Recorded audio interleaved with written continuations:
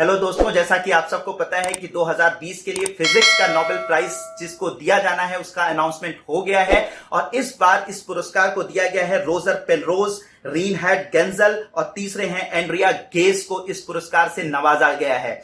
और ये जो पुरस्कार दिया गया है ये ब्लैक होल के बारे में खोजों के लिए दिया गया है, ब्लैक होल के एग्जिस्टेंस के बारे में पता लगाने के लिए इस पुरस्कार को दिया गया है। तो बहुत ही आसान सी भाषा में, बहुत ही सिंपल सी भाषा में इसको समझने की कोशिश करते हैं आखिर इन वैज्ञानिकों ने काम क्या किया। तो ब्लैक होल क्या होते हैं, अगर इसको आपको समझना है तो आई लिंक और डिस्क्रिप्शन में एक वीडियो का लिंक दिया गया है। एक मेरा बहुत ही जबरदस्त वीडियो है, तो उसमें आपको कैसे ब्लैक होल्स का फॉर्मेशन होता है, कैसे ब्लैक होल एग्जिस्ट करते हैं, उसके बारे में डिटेल में जानकारी दी गई है, आप उसे देख सकते हैं। अभी हम लोग इन वैज्ञानिकों के काम के बारे में बात करेंगे कि आखिर इन्होंने ब्लैक होल के बारे में क्या पता लगाया। सन 1900 के करीब ब्लैक होल क्या होते हैं एक थ्योरी थी, यानी लोगों को ब्लैक होल के बारे में कुछ ज्यादा नहीं पता था, बस एक थ्योरेटिकल कॉन्सेप्ट था कि ब्लैक होल जैसी कोई चीज इस ब्रह्मांड में एग्जिस्ट कर सकती है। ये कॉन्सेप्ट था क्योंकि ब्लैक होल को कोई देख तो सकता नहीं है और उस समय ऐसा कोई भी इंस्ट्रूमेंट मौजूद नहीं था जो कि ब्लैक होल के एग्जिस्टेंस को प्रूव कर पाए।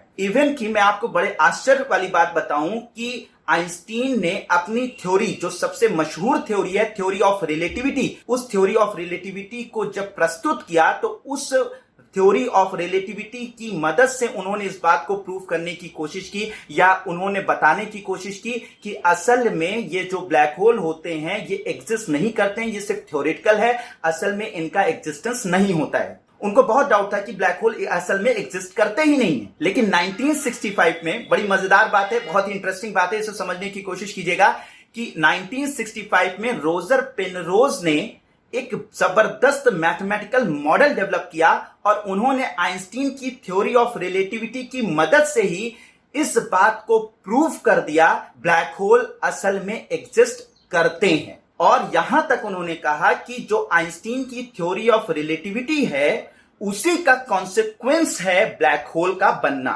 यानी थ्योरी ऑफ रिलेटिविटी अगर है तो डेफिनेटली ब्लैक होल उसका रिजल्ट होंगे, उसके कॉन्सिक्वेंसेस होंगे। इन्होंने सिर्फ इस बात को प्रूव ही नहीं किया बल्कि उन्होंने एक मॉडल भी बताया कि आखिर ये जो ब्लैक होल्स होते हैं वो कैसे दिखते होंगे। उन्होंने बताया कि जो ब्लैक होल का जो सेंटर होता है, जो उसका केंद्रक होता है, उसके अंदर इनफाइनाइट ग्रेविटी होती है और इनफाइनाइट डेंसिटी होती है, यानी अनंत घनत्व और अनंत गुरुत्वाकर्षण होता है, जिसकी वजह से समय वहां पर खत्म हो जाता है, समय का कॉन्सेप्ट वहां पर, टाइम का कॉन्सेप्ट समाप्त हो जाता है और फिजिक्स के यानी भौतिकी के जितने भी नियम हैं वो सब वहां पर ध्वस्त हो जाते हैं, वहां पर खत्म हो जाते हैं, कोई भी भौतिकी का नियम वहां पर काम नहीं करता। तो इसे उन्होंने सिंगुलैरिटी बोला और उन्होंने बताया कि केंद्रक के चारों तरफ एक जगह होती है जिसे इवेंट हॉरिजॉन बोलते हैं, जो आपको तस्वीर में दिखाई दे रहा होगा उसे इवेंट हॉरिजॉन बोलते हैं। और ये जो इवेंट हॉरिजॉन है यहां पर इतनी ग्रेविटी होती है, इतना गुरुत्वाकर्षण होता है कि यहां पर अगर लाइट जाती है तो लाइट भी अवशोषित हो जाती है उस गुरुत्वाकर्षण की मदद से, वो रिफ्लेक्ट बैक नहीं होती है, वो उसका रिफ्लेक्शन नहीं होता है। इसी वजह से ब्लैक होल हमें दिखाई नहीं पड़ते। तो इवेंट हॉरिजॉन में बहुत ज्यादा ग्रेविटी होती है और जो सिंगुलैरिटी होती है, जो उसका सेंटर होता है, वहां पर अनंत ग्रेविटी यानी इनफाइनाइट ग्रेविटी एग्जिस्ट करती है। तो ये पेनरोज का काम था जिसके लिए इन्हें नोबेल प्राइज दिया गया। अब बात करते हैं रीनहार्ड गेंजल और एंड्रिया गेज के काम के बारे में। इनकी टीम ने क्या किया? इनकी टीम ने हमारी जो गैलेक्सी है यानी हमारी गैलेक्सी मिल्की वे, उसके सेंटर के पास में एक तारा, एक सबसे चमकीले तारे का इन्होंने पाथ ट्रैक किया, उसके मूवमेंट को ट्रैक किया, उसके चलने की गति को नापा और जब चलने की गति को नापा, उस तारे की चलने की गति पर नापा जो कि हमारे गैलेक्सी के सेंटर के पास में यानी केंद्र के पास में है। तो जब उसकी गति को नापा तो उन्होंने देखा कि ये जो ये स्टार था, जो ये तारा था, बहुत तेजी से मूव कर रहा था, जैसे लग रहा था कोई चीज उसको अपनी तरफ अट्रैक्ट कर रही है, अपनी तरफ खींच रही है। तो इन वैज्ञानिकों ने देखा और सोचा कि लगता है कोई ऐसी चीज है जो कि सेंटर ऑफ गैलेक्सी में मौजूद है, जो कि इन तारों को अपनी तरफ बहुत तेजी से खींच रही है, जिसकी वजह से इनकी गति बढ़ जा रही है। जब इसके बारे में इन्होंने पता किया तो पता ये लगा कि ये कोई और चीज नहीं है और वो उन्होंने कहा कुछ और नहीं है बल्कि ब्लैक होल है।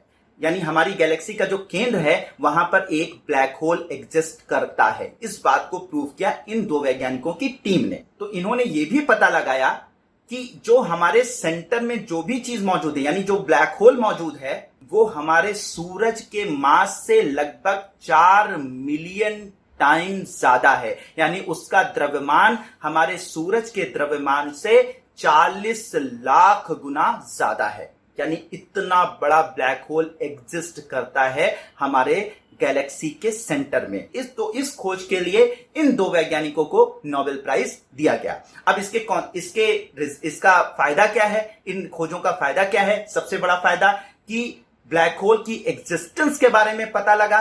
ब्लैक होल जो एक थ्योरेटिकल कॉन्सेप्ट था उसका प्रूफ मिला, और साथ ही साथ इस बात का भी पता चला कि हर गैलेक्सी में ब्लैक होल एग्जिस्ट करते हैं और हमारी भी गैलेक्सी के सेंटर में एक ब्लैक होल मौजूद है।